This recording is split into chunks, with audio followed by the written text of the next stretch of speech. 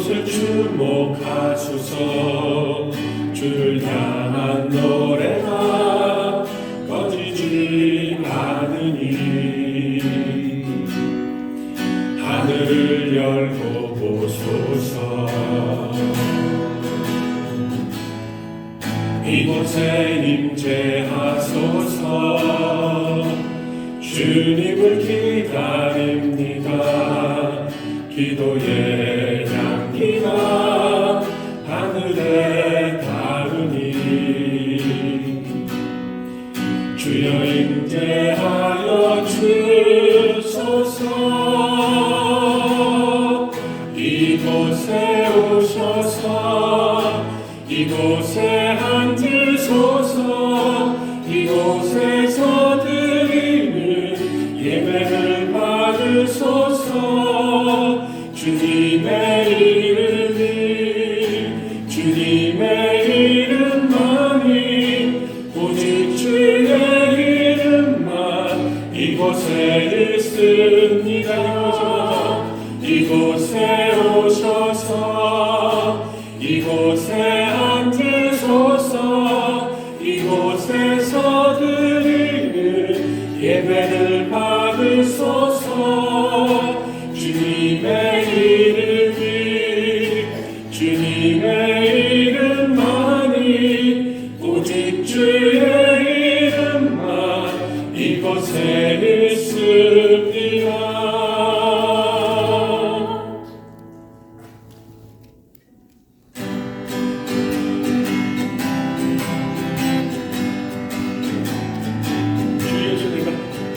주 예수 내가 알기 전 날 먼저 사랑했네. 그 크신 사랑 나타나 내 영혼 거듭났네. 주 내 맘에 늘 계시고 나 주의 안에 있어.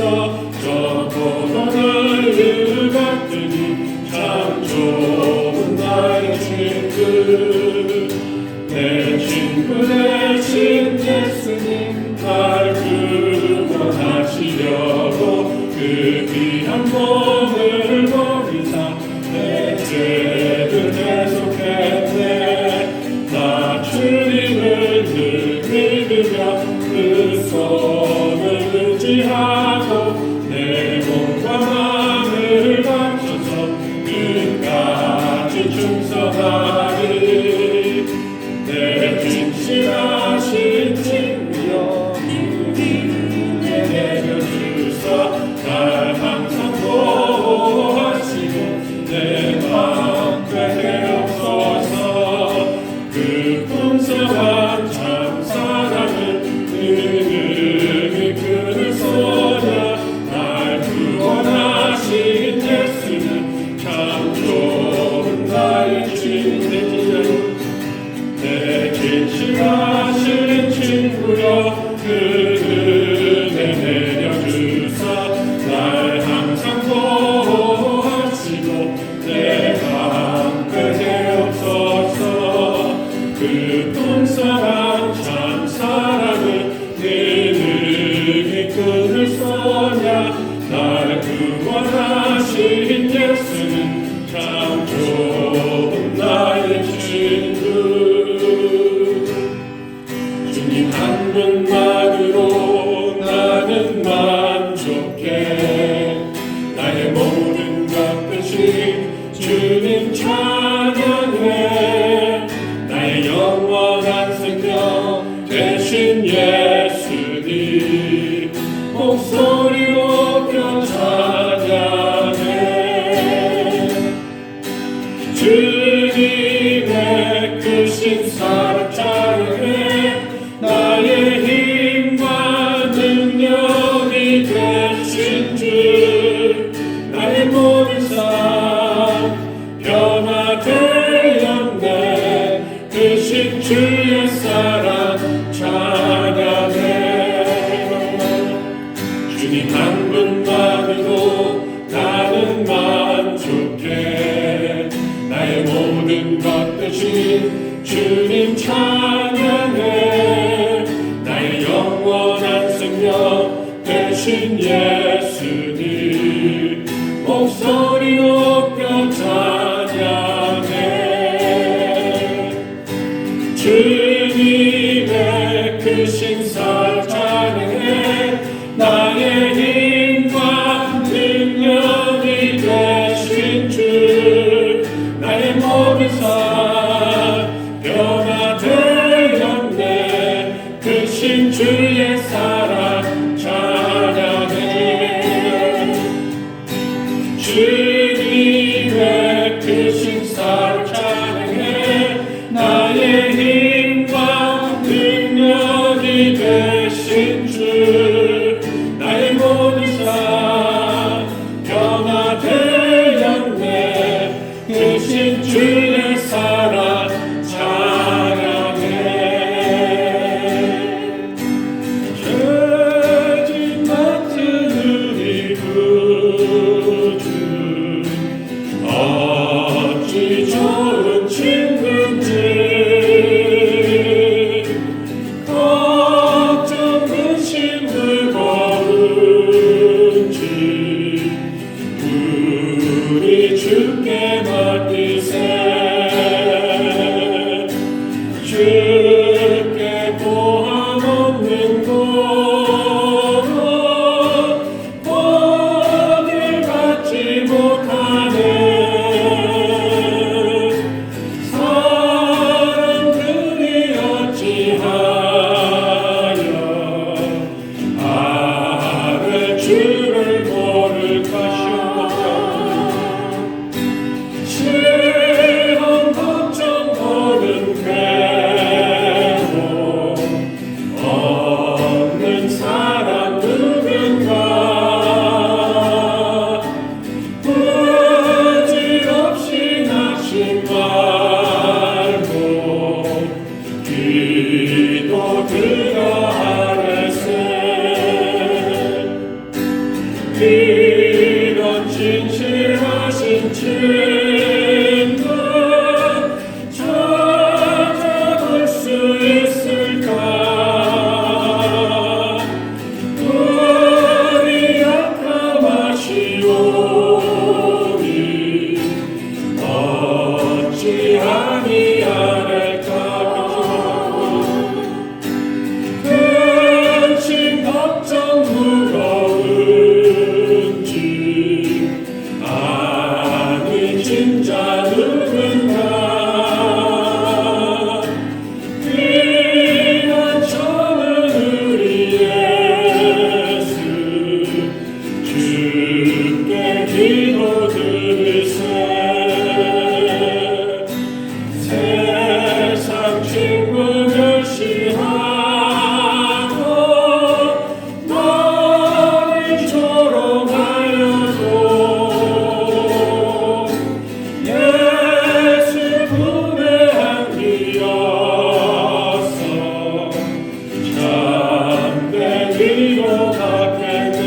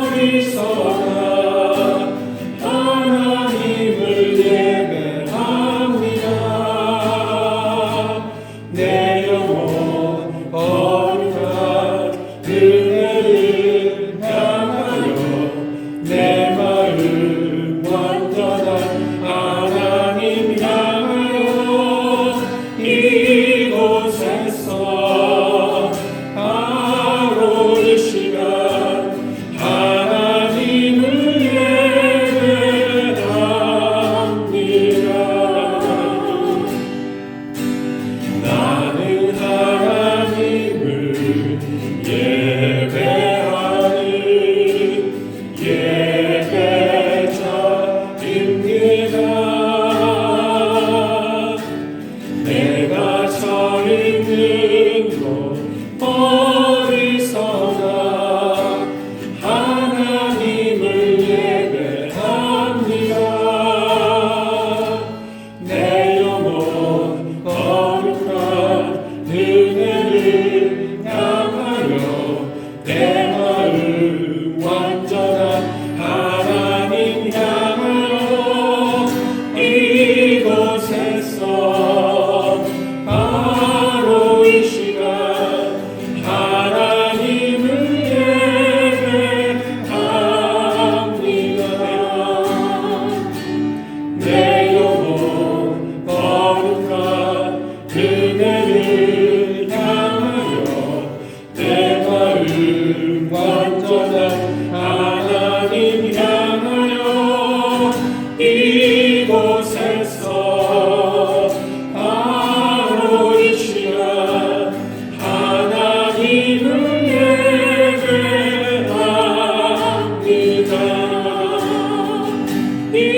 이곳에서 바로 이 시간 하나님을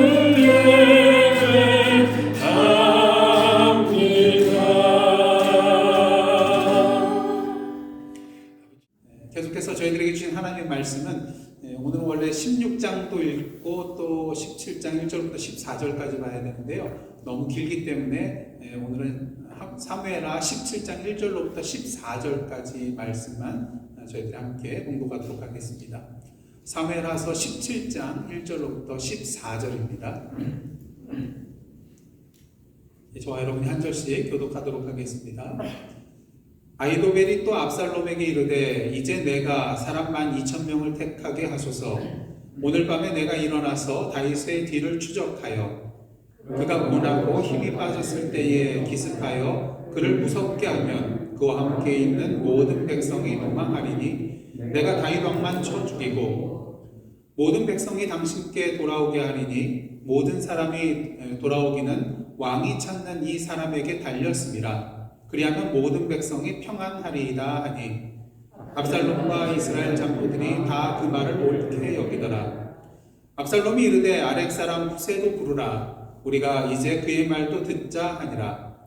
후세가 압살롬에게 이르매 압살롬이 그에게 말하여 이르되 아히도벨이 이러이러하게 말하니 우리가 그 말대로 행하냐. 그렇지 아니하거든 너는 말하라 하니 후세가 압살롬에게 이르되 이번에는 아히도벨이 베푼 계략이 좋지 아니하니이다 하고 또 후세가 말하되 왕도 아시거니와 왕의 아버지와 그의 추종자들은 용사라. 그들은 들에 있는 곰이 새끼를 빼앗긴 것 같이 격분하였고 왕이 붙이는 전쟁에 익숙한 사람인즉 백성과 함께 자지 아니하고 지금 그가 어느 굴에나 어느 곳에 숨어 있으리니 혹 우리 중에 몇이 먼저 엎드러지면 그 소문을 듣는 자가 말하기를 압살롬을 따르는 자 가운데서 패함을 당하였다 할지라. 비록 그가 사자 같은 마음을 가진 용사의 아들일지라도 낙심하리니 이는 이스라엘 무리가 왕의 아버지는 영웅이요 그의 추종자들도 용사인 줄 알미니이다. 나는 이렇게 계략을 세웠나이다. 온 이스라엘을 단부터 브엘세바까지 바닷가의 많은 모래같이 당신께로 모으고 친히 전장에 나가시고 우리가 그 만날 만한 곳에서 그를 기습하기를 이슬이 땅에 내림같이 우리가 그의 위에 덮여 그와 그 함께 있는 모든 사람을 하나도 남겨두지 아니할 것이요. 또 만일 그가 어느 송에 들었으면 온 이스라엘이 밧줄을 가져다가 그 성을 강으로 끌어들여서 그곳에 작은 돌 하나도 보이지 아니하게 할 것이니이다 하매 압살롬과 온 이스라엘 사람들이 이르되 아렉 사람 후세의 계략은 아히도벨의 계략보다 낫다 하니 이는 여호와께서 압살롬에게 화를 내리려 하사 아히도벨의 좋은 계략을 물리치라고 명령하셨음이더라. 아멘. 이는 하나님의 말씀입니다. 성경을 보시면 제비 뽑는 그런 이야기가 많이 나오는 것을 보게 됩니다. 그런데 세상에서 제비를 뽑을 때는 뭐에 맡기는 거죠? 이것은 운에 맡기는 것입니다. 결과가 무엇이 될지는 아무도 알 수 없기 때문인 것이죠. 수학적인 확률에 맡기는 것이기 때문인 것입니다.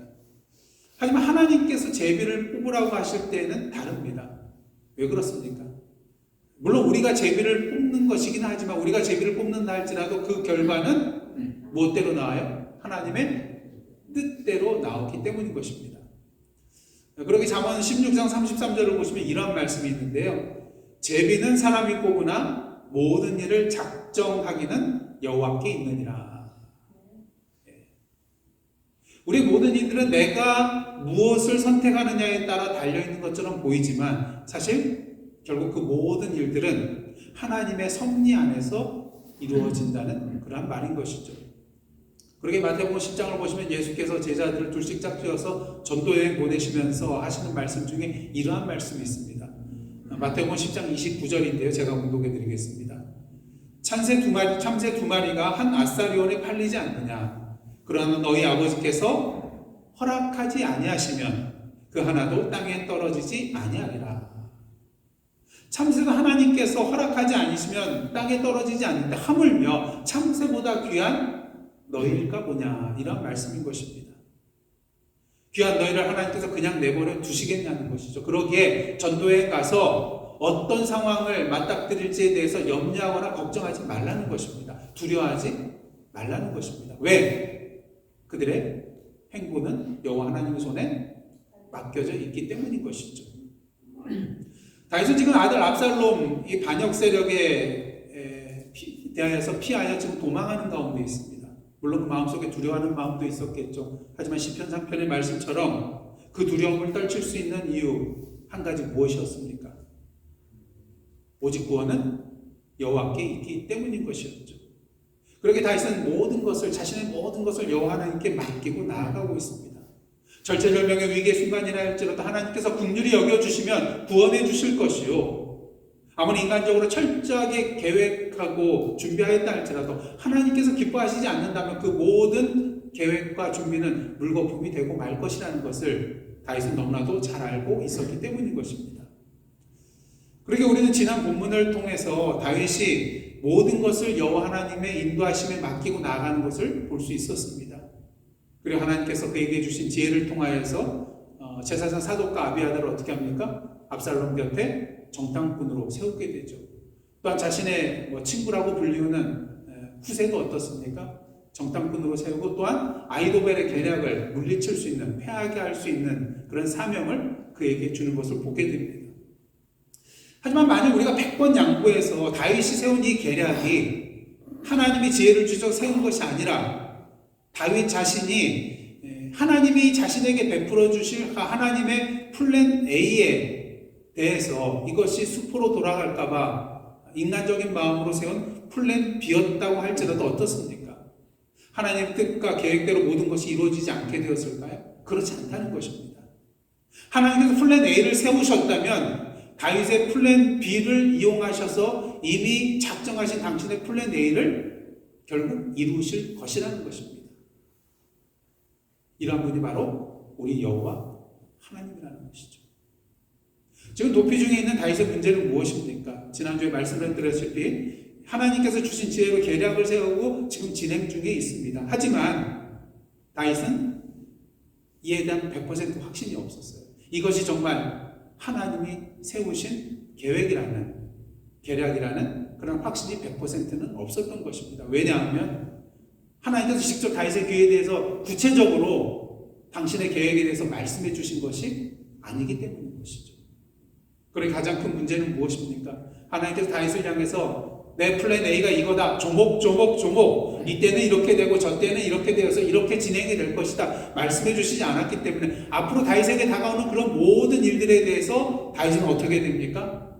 그때마다 신중하게 생각하고 판단하고 결정해야만 한다는 것이죠. 그러게 때로는 실수도 할 수 있고요. 때로 무엇이 하나님의 뜻일지 깊이 생각해야 될 때도 있을 것입니다. 때론 뭔가 자신의 계획대로 잘 진행이 되는 것처럼 생각되지만 그와 동시에 그 계획이 단순간에 무너져 내리고 마는 것도 경험할 수 있게 된 것입니다. 그리고 오늘 저희들이 앞에서 읽지는 않았지만 사무엘하 16장에 나오는 그런 사건들을 보면요, 이 내용들 자체만 보면 정말 하나님께서 이 다윗을 인도하고 계시는 것일까, 함께 동행하고 계시는 것일까 의심이 들 수밖에 없습니다. 그래서 16장의 내용은 크게 4가지 사건으로 나눠볼 수가 있는데, 첫째는 다윗이 무비보셋의 종 누구죠?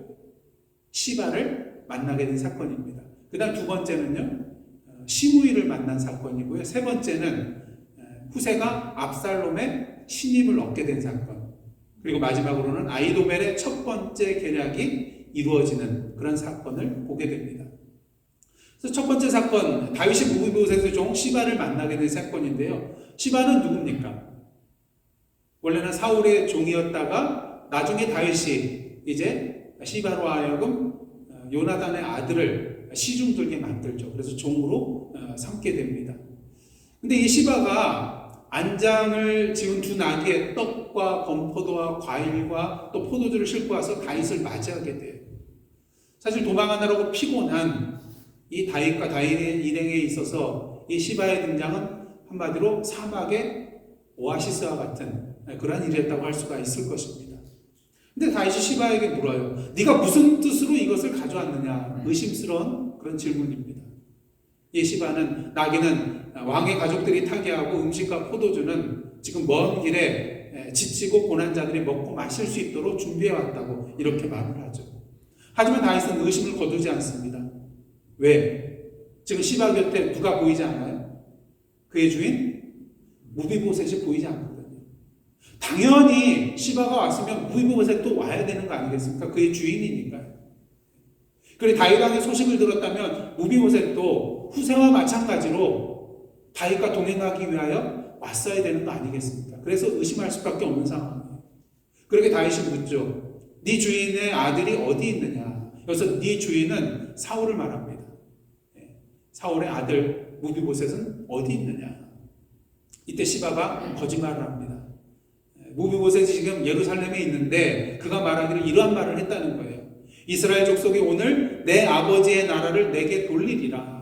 다시 말해서 이 압살롬의 반역의 사건을 틈타서 무비보셋이 베냐민과 또 북이스라엘의 사람들을 동원하여 가지고 다시 뒤집으려고 한다. 사울의 나라를 되찾으려고 한다는 이러한 모함을 하고 있다는 것을 보게 되죠.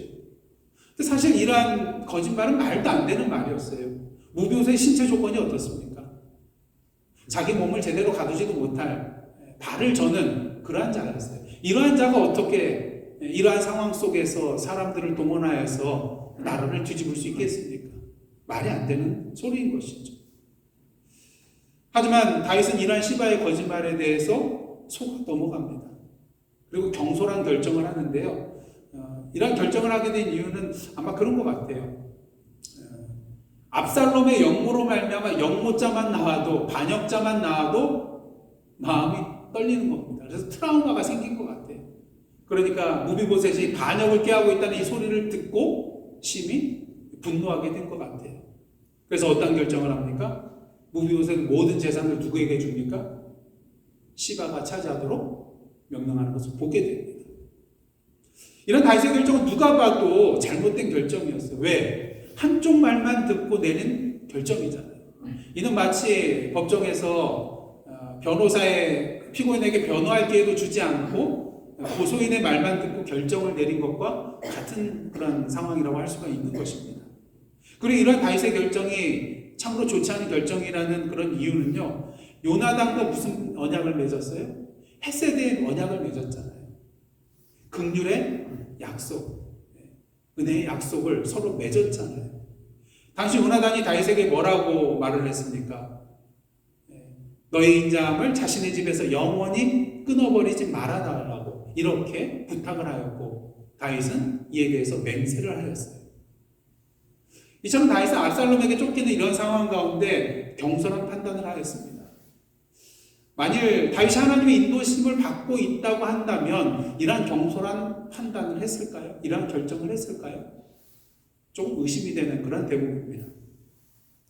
또 두 번째 사건은 다윗이 시므이를 만난 그런 사건인데요. 다윗이 바후림 지역에 이르렀을 때에 사울의 친족 중 한 사람이 시므이라는 사람이 나와서 다윗과 다윗의 신하들을 향하여 돌을 던지면서 저주를 합니다.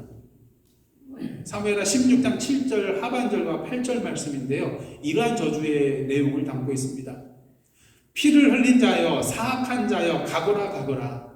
사울의 족속의 모든 피를 여호와께서 내게로 돌리셨도다. 그를 이어서 네가 왕이 되었으나 여호와께서 나라를 네 아들 압살롬의 손에 넘기셨도다. 보라, 너는 피를 흘린 자이므로 화를 자초하였느니라. 이 모든 일이 일어난 것이 누구의 책임이라는 거예요? 다윗의 책임이라는 거예요. 화를 자초했다는 거예요. 근데 이 시므의 내용을 자세히 보시면요, 여호와께서라는 표현을 두 번이나 사용하고 있는 것을 보게 됩니다. 그러면서 자신의 저주의 내용이 하나님의 뜻임을 이렇게 여호와의 이름을 들어서 지금 주장하고 있는 것이죠.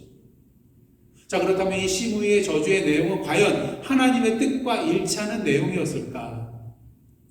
저는 두 가지 면에서 이 시므이가 거짓말하는 것을 우리는 알 수 있다고 봅니다. 첫째는요, 그는 지금 사울의 족속의 모든 피를 여호와께서 다윗에게 돌렸다고 말하고 있습니다.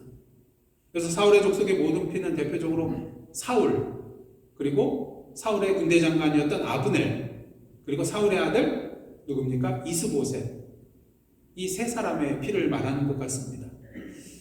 사실 다윗이 직접 자신의 손으로 이들을 죽인 것은 아니지만 시므이는 그렇게 생각한 것 같아요. 사울이 블레셋과의 전쟁터에서 죽게 된 책임이 다윗에게 있는 것 아닌가, 이런 생각을 한 것 같기도 하고요.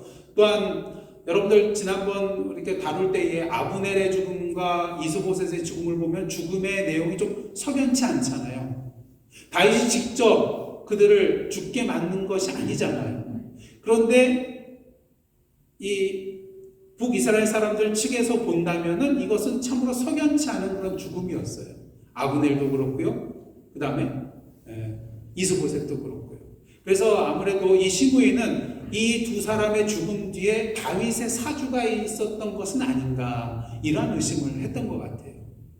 하지만 저희들은 이에 관련된 그런 모든 본문을 다룰 때 어떻습니까? 다윗은 이들의 죽음과 관련이 없고 오히려 다윗은 이들의 죽음에 대해 깊이 애도하고 또 어떤 이에 대해서는 크게 장사까지 치러주는 그런 내용을 우리는 다루었습니다. 만일 시므이가 누군가의 피를 여호와께서 다윗에게 돌렸다라고 말하고자 했다면 더 합당한 사람이 있어요. 더 합당한 대상이 있어요. 누굴까요? 여러분이 잘 아시다시피 다윗으로 말미암아 억울하게 전장터에서 죽임을 당한 밧세바의 남편 우리아죠. 우리아의 피야말로 다윗으로 인한 피였음을 우리는 분명히 알고 있습니다. 근데 시므이는 우리아에 대해서 언급조차 하고 있지 않아요. 그런 면에서 시므의 저주의 이 내용은 하나님의 뜻과는 상관없는 거짓말이라는 것입니다. 그 다음 두 번째로 생각할 수 있는 것은요, 지금 시므이는 산비탈로 따라가면서 저주하고 있습니다. 만일 이 시므의 저주가 하나님으로부터 온 저주라면 그는 담대하게 다윗 앞에 나갔어야 할 것입니다. 여러분들 나단 선지자 기억나시나요? 다윗이 범죄하였을 때 당당하게 그 앞에 나아가서 그의 죄를 밝히는 그런 모습 여러분들 기억하실 것입니다. 근데 오늘 시므이는 그렇지 않아요. 언뜻 보기에는 돌을 던지면서 저주하는 거, 당돌하다 이렇게 생각할 수 있겠죠. 담대하다 생각할 수 있겠죠. 근데 지금 시므이가 어디에 있습니까? 13절을 보시면요, 산비탈로 따라가면서 저주하고 있어요. 산비탈을 따라갔다는 건 무엇을 말합니까? 떨어져 있다는 거예요. 계곡을 사이에 두고 이 일을 하고 있다는 것입니다. 다시 말해서 언제든지 도망갈 수 있는 위치에서 이 일을 하고 있었다는 것이죠. 나단 선지자와 비교할 때 전혀 다른 그의 모습이라고 할 수가 있다는 것입니다. 그렇다면 시므이가 이렇게 다윗을 저주한 이유는 무엇일까? 그는 오직 한 가지, 5절 말씀처럼 시므이는 어디 사람이에요? 사울의 친족 중 한 사람이었기 때문에 다윗의 아들 압살롬의 이에서 지금 피난을 가고 있는 이 다윗의 소식을 들었을 때 이 모든 것이 자신의 족속, 다시 말해서 사울의 족속의 피를 여호와께서 다윗에게 돌린 결과이지 않을까 하는 생각에서 자기 멋대로 해석하고 판단하여 이렇게 저주하게 된 것이라고 할 수 있다는 것입니다. 그렇다면 다윗은 이런 사실에 대해서 몰랐을까요? 분명히 알고 있었을 것입니다. 하지만 다윗은 신중했어요. 이 시므이의 저주가 어쩌면 하나님의 뜻일 수 있다는 그런 가능성에 대해서 염두에 두었다는 것이죠. 사실 내용이 어찌되었던 간 자신이 무고한 자의 피를 흘린 것은 사실이잖아요. 그런 면에 있어서 이 시므이의 주장은 반은 맞고 반은 틀리다고 할 수 있어요. 사울과 아브넬과 이스보셋의 피는 아니었지만 우리아의 피는 다윗의 책임이잖아요. 그러게 아비새가 건너가서 시므이의 머리를 베고겠다고 이렇게 다윗에게 말했어도 다윗은 그것에 대해서 하지 말라고 허락하지 않습니다. 그리고 아비새와 모든 신하들이 이렇게 말하죠. 사무엘하 16장 11절 12절 말씀 한번 보시겠습니다. 사무엘하서 16장 11절 12절입니다. 이렇게 말합니다. 다 함께 읽겠습니다. 시작. 또 다윗이 아비새와 모든 신하들에게 이르되 내 몸에서 난 아들도 내 생명을 헤아려 하거든 하물며 이 베냐민 사람이랴. 여호와께서 그에게 명령하신 것이니 그가 저주하게 버려두라. 혹시 여호와께서 나의 원통함을 감찰하시리니 오늘 그 저주 때문에 여호와께서 선으로 내게 갚아주시리라. 이렇게 말하고 있어요. 시므이의 그러한 저주의 내용이 잘못된 것임을 알면서도 이런 말을 하고 있어요. 사실 인간적인 마음에서 그냥 모른 척하면서 아비새가 이렇게 말할 때 그냥 허락해서 아비새가 그 시므이의 목을 쳐가지고 올 수 있도록 했을 수도 있을 것입니다. 하지만 다윗은 그렇게 하지 않았어요. 대신 모든 것을 여호와 하나님께 계속해서 맡기고 있었던 것입니다. 여호와께서 자신의 원통함을 감찰하시면 그 저주를 선으로 갚아주실 것이라는 믿음이 있었기 때문인 거죠. 그리고 후에 보면은 그 믿음대로 되는 것을 우리가 보게 됩니다. 그리고 사실 이런 다윗의 판단과 결정은 참으로 지혜로운 것이었다고 할 수가 있을 것입니다. 지금 다윗의 처지가 어떻습니까? 압살롬의 그런 반역 세력에 쫓기고 있는 그 압살롬의 반역 세력에 대해서도 제대로 감당할 수 없는 그런 상황인데 시므이를 죽이게 되면 어떻게 될까요? 시므이가 속한 베냐민 지파뿐만 아니라 사울 왕을 따르던 북이스라엘의 지파 사람들이 일어나서 그들과도 등을 져야 하는 그러한 위기를 자초할 수 있는 일이 될 수도 있다는 것 분명히 다윗도 알고 있었을 것입니다. 그래서 지금까지 내용을 보시더라도 다윗의 피난길은 결국 순조로운 그런 길이 아니었음을 우리가 분명히 보게 됩니다. 다윗의 상황을 악용하여서 욕심을 채우고자 하는 시바에게 그냥 속아 넘어갔잖아요. 그래서 잘못된 결정을 하잖아요. 또 돌을 던지면서 저주하는 시므이를 만나서 비록 그 저주의 내용 자체는 잘못됐지만 이 저주를 통해서 다시 한번 그 아픈 과거가 떠올려지잖아요. 자신의 지나간 죄가 다시 떠올려지잖아요. 그러므로 말미암아 수치를 또한 당해야 했습니다. 그렇게 14절을 보시면요. 왕과 그와 함께 있는 백성들이 다 어떻게 됐다고요? 피곤하였다는 거예요. 그냥 압살롬을 피해 도망가는 것도 피곤한 일인데 이러한 시바를 만난 사건, 시므이를 만난 사건 때문에 더욱더 그들은 피곤하였을 것입니다. 이런 두 사건을 볼 때 여러분 과연 하나님께서 지금 다윗과 함께 하시고 그 다윗을 인도하고 계시다고 말할 수 있겠습니까? 쉽지 않죠. 그래도 희망을 주는 사건이 나오는데 바로 세 번째 사건입니다. 이제 그 장면이 다윗에게서 어디로 가냐면요. 예루살렘 성으로 이제 그 장면이 넘어가게 됩니다. 후세가 압살롬에게 신임을 받는 그런 사건이 나오는데요. 압살롬과 그를 따르는 세력들 그리고 아히도벨은 드디어 예루살렘으로 들어가게 됩니다. 한마디로 피도 한 방울 흘리지 않은 채 성을 점령하여 들어가는 무혈 입성이었어요. 근데 압살롬을 향하여 한 사람이 나오면서 왕이여 만세, 왕이여 만세를 외치고 있습니다. 누구일까요? 다윗의 친구 아렉사람 후세였습니다. 압살롬은 이에 대해서 너무나도 놀랐을 것이에요. 왜? 이 사람은 지금 어디 있어야 될 사람이에요?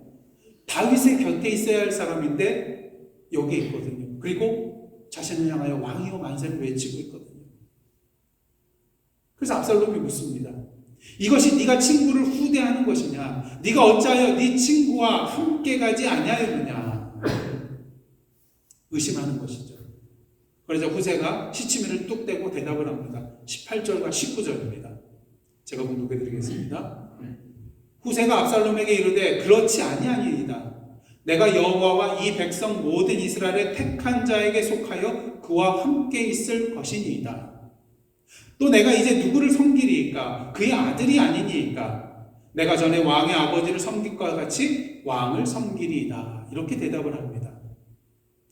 여러분 아시다시피 사명을 받았잖아요. 압살롬을 속여가지고 신임을 받으라고. 그래서 그 옆에서 모든 것을 보고 중요한 것을 보고하라는 그러한 사명을 받고 있잖아요. 그러니까 거짓말을 해서 이렇게 압살롬의 마음을 얻고자 하는 것입니다.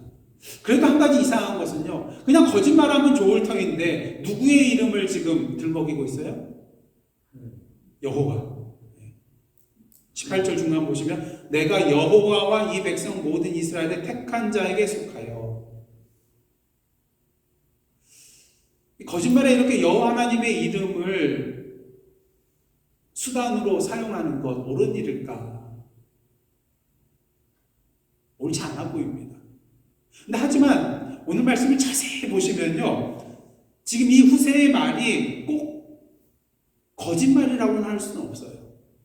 여호와의 이름을 이렇게 넣어서 말한 이 내용에 대해서 이것이 꼭 거짓말인가? 그렇지 않다고도 볼 수 있다는 것입니다. 19절 말씀은 분명히 그 압살롬을 섬기겠다는 표현이 맞아요. 분명히 맞아요. 근데 18절 내용을 보시면 여호와와 이스라엘 백성이 택한 자가 누구인지를 이 문장만 가지고는 우리가 파악할 수 있나요?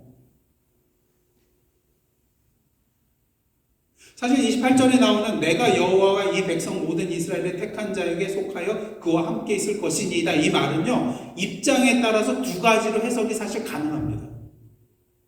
후세의 입장과 압살롬의 입장. 자, 후세의 입장에서는요. 그 사람이 다윗일 수 있어요. 물론 당연히 지금 압살롬 앞에서 말하기 때문에 압살롬을 말하는 것처럼 보이지만 후세 마음의 중심에는 그 사람이 압살롬이 아니라 지금 앞에 서 있는 압살롬이 아니라 그 사람이 바로 다윗이라는 것이죠. 그리고 압살롬의 입장에서는 당연히 자기라고 생각을 하는 거예요. 한번 생각을 해보십시오. 후세는 비록 압살롬이 예루살렘 성으로 들어오기는 하였지만 여전히 누구를 여호와께서 택하신 자로 믿고 있어요? 다윗을 여호와께서 택하신 자로 믿고 있어요. 그렇기 때문에 자신은 다윗에게 속한 자로서 지금 비록 육신적으로 멀리 떨어져 있지만 그가 준 사명을 지금 충성되이 수행하고 있는 자로서 그러한 차원에서 다윗과 지금 함께 있다고 말할 수가 있는 것입니다. 그래서 자신의 거짓말 속에서 여호와의 이름을 들먹였다기보다는 이러한 이중적인 의미로서 압살롬을 속이고 있다라고 볼 수가 있는 것이죠. 그래 이러한 후세의 지혜로운 대답으로 말미암아서 16장 본문 속에서는 압살롬이 그를 신임했다는 표현은 없어도 그 다음 이제 오늘 본문을 보시면은 후세에게도 의견을 묻는 것으로 볼 때에 후세를 신임하게 된 것을 우리가 볼 수가 있는 것입니다. 우리는 그래서 이러한 후세 이야기를 통하여 사건을 통하여서 하나님이 여호와 하나님께서 다윗을 인도하고 계시는구나 이런 생각을 품을 수가 있습니다. 근데 그 다음 내용을 보시면 또 의심이 가요. 네 번째 사건은 뭡니까? 아히도벨의 첫 번째 계략이 이루어지는 것이에요. 우리는 압살롬이 후세를 이렇게 신뢰하게 됨으로써 다윗의 계획대로 후세가 압살롬의 계략을 폐할 것으로 기대하게 됩니다. 근데 이 네 번째 사건을 보면 그렇지 않아요. 압살롬이 아히도벨에게 이제 앞으로 어떻게 행할지 계략을 말하라 그렇게 명령을 하자 아히도벨이 첫 번째 계략을 말하는데요. 그것은 아버지의 후궁들과 동침하라는 거예요. 만약 그렇게 하면 세상의 모든 사람들이 압살롬이 이스라엘의 왕이라는 것을 분명히 알게 될 것이고 또한 이러한 일을 벌이게 되면 압살롬을 따르는 추종자들이 큰 힘을 얻게 될 것이라는 그런 이유에서였습니다. 압살롬이 생각하기에 그럴듯해 보여요. 그래서 아히도벨이 말한 것처럼 옥상에 장막을 치고 온 이스라엘 백성들의 무리의 눈앞에서 아버지의 후궁들과 동침하게 되는 것을 보게 됩니다. 이때 후세는 뭐 했나요? 아무런 손도 쓰지 못하고 아히도벨의 계략이 그대로 이루어지는 것을 볼 수밖에 없었습니다. 자, 이 정도 되면은 하나님께서 다윗을 인도하고 계신다고 생각할 수 있을까요? 또다시 의심이 들 수밖에 없는 것입니다. 무비보셋의 종 시바에게 속아서 잘못된 판단을 하고요. 돌을 던지며 저주의 말을 퍼붓는 시므이 앞에서 수치를 당하게 나아요. 후세가 성공적으로 압살롬의 신임을 얻게 되었지만 아히도벨의 첫 번째 계략이 아무런 방해 없이 순조롭게 진행이 되고 이루어지게 된 것. 이러한 사건들을 볼 때 어떻게 하나님께서 다윗을 인도하고 계신다는 생각을 할 수 있겠습니까?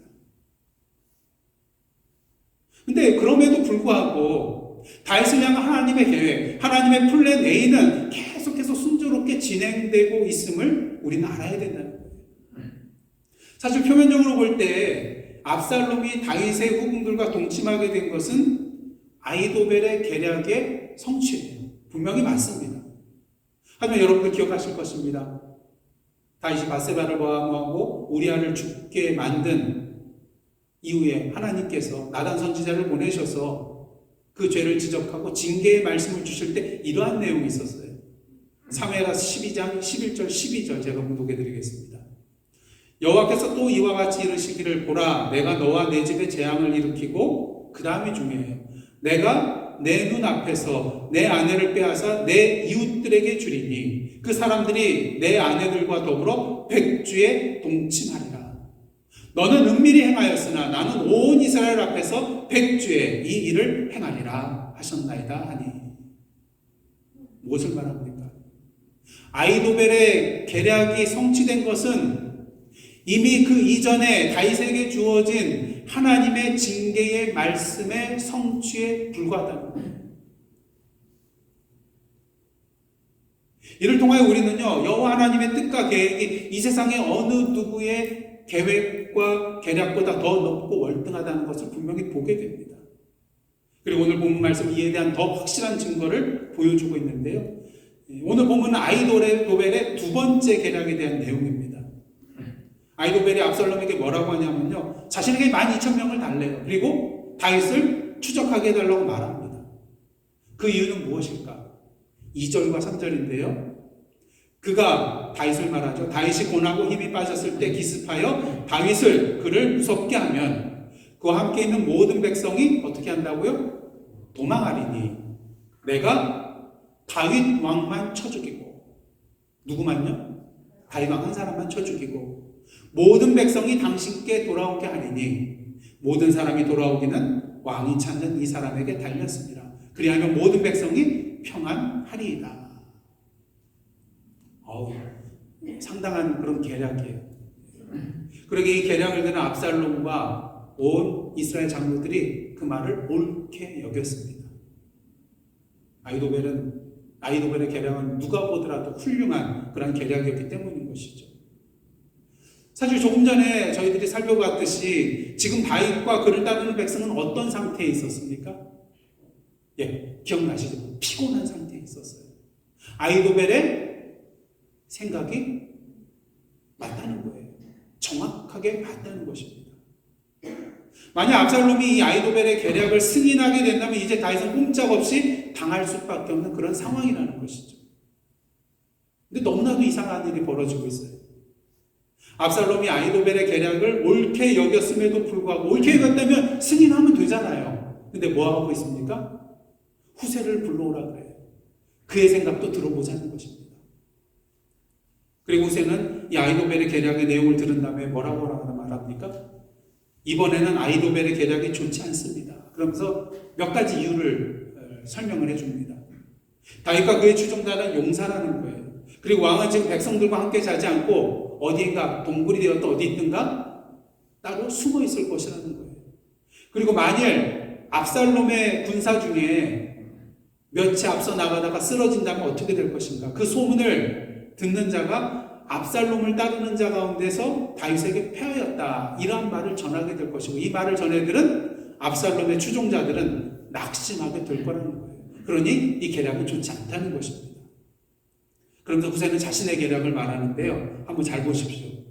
온 이스라엘을 단에서부터 브엘세바까지 바닷가에 많은 모래같이 모으고 온 지파에서 군사들을 모집하라는 거예요. 수많은 군사들을 모집해서 그 다음에 아히도벨이 전장에 나가는 것이 아니라 압살롬이 친히 앞장서서 군사들을 이끌고 나가려는 거예요.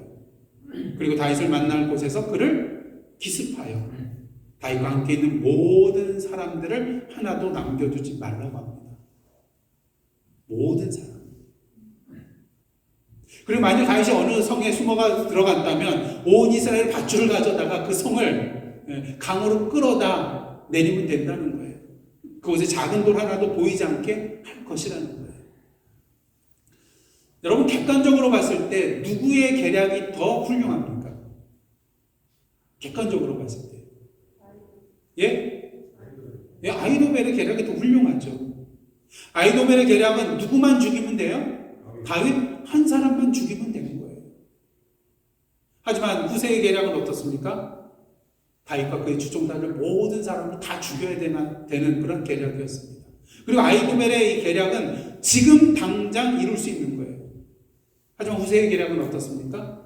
온 이스라엘에서 수많은 모래사장의 그런 모래알 같은 그런 많은 군사들을 모집해야만이 되는 많은 시간을 요하는 계략이었다는 것이죠.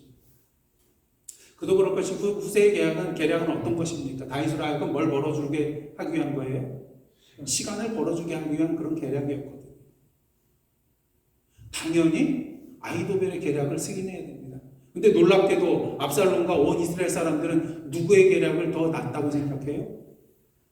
후세의 계략이 더 낫다고 생각했다는 것입니다. 사실 아히도벨은 어떤 사람인가요? 전에도 말씀드렸다시피 사무엘하 16장 23절을 보시면 아히도벨에 대해서 이러한 내용이 나와 있습니다. 그때의 아히도벨이 베푸는 계략은 사람이 하나님께 물어서 받은 말씀과 같은 것이라. 아히도벨의 모든 계략은 다윗에게나 압살롬에게나 그와 같이 여겨졌더라. 참으로 모략가임의 지략가임 이 아히도벨. 근데 두 가지 기적이 일어났어요. 압살롬이 아히도벨의 계략을 듣고 그 말을 옳게 여겼음에도 불구하고 후세를 불러와서 그의 말도 듣고자 한 것이 첫 번째 기적이요.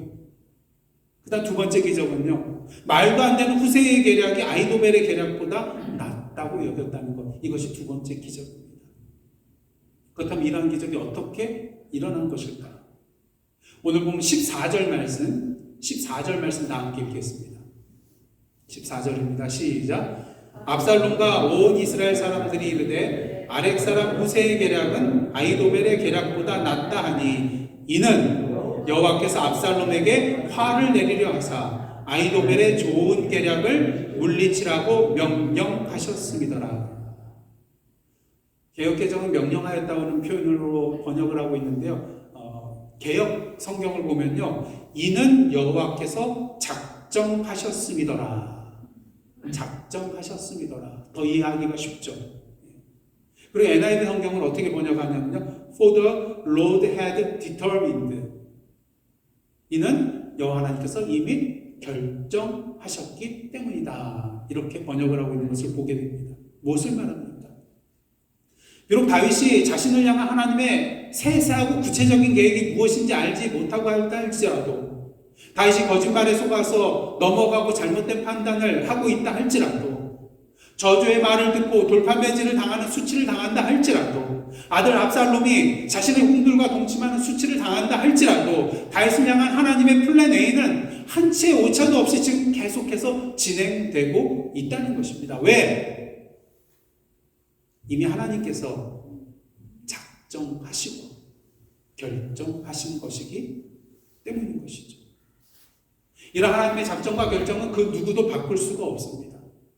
때로 하나님의 생각과 계획과 뜻을 거스르는 극히 인간적이고 세상적인 생각과 계획과 뜻이 이루어지고 성취되는 것처럼 보일 때가 있어요. 예, 말 그대로 그렇게 보일 뿐입니다. 그렇게 보일 뿐이에요. 그러니 여러분, 이렇게 보이는 것으로 인하여 결코 두려워하거나 흔들리지 마시기를 원합니다.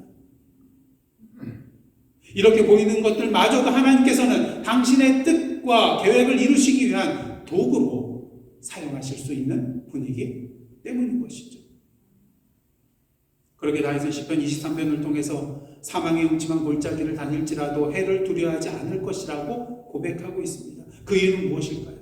오직 하나, 여호와 하나님께서 나의 목자 되시는 분이라는 것을 분명히 알고 있기 때문인 것입니다. 비록 험한 길을 간다 할지라도 결국 선한 목자 되시는 주님께서 자신을 이미 작정해 놓으신 푸른 풀밭과 쉴만한 물가로 인도해 주신다는 것을 믿고 있기 때문인 것이죠. 그러니 사랑하는 성도 여러분, 지금 눈앞에 펼쳐져 있는 일들로 인하여서 결코 두려워하거나 떨지 마시기를 원합니다. 의심하지 마시기를 원합니다. 낭망하지 마시기를 원합니다. 결국에는 우리의 선한 목자 되어주시는 주님께서 저와 여러분을 위하여 이미 작정하신 대로 우리를 인도해 주실 것이기 때문인 것입니다. 뭐한 대로요? 작정하신 대로. 이를 우리는 하나님의 섭리라고 말합니다. 바라기 오늘도 믿음 가운데 다윗이 누린 이 하나님의 작정과 섭리의 은혜를 누리시는 저와 여러분의 삶, 저와 여러분의 복된 인생의 발걸음이 되시기를 주님의 이름으로 축복합니다. 함께 기도하시겠습니다. 하나님, 오늘도 우리 한 사람 한 사람을 향한 하나님의 작정하심을 믿고 다윗과 같이 하나님의 인도하심과 섭리의 손길을 온전히 기쁨으로 누리는 저희들의 복된 삶 되게 하여 주옵소서. 예수님의 이름으로 기도드리옵나이다. 아멘.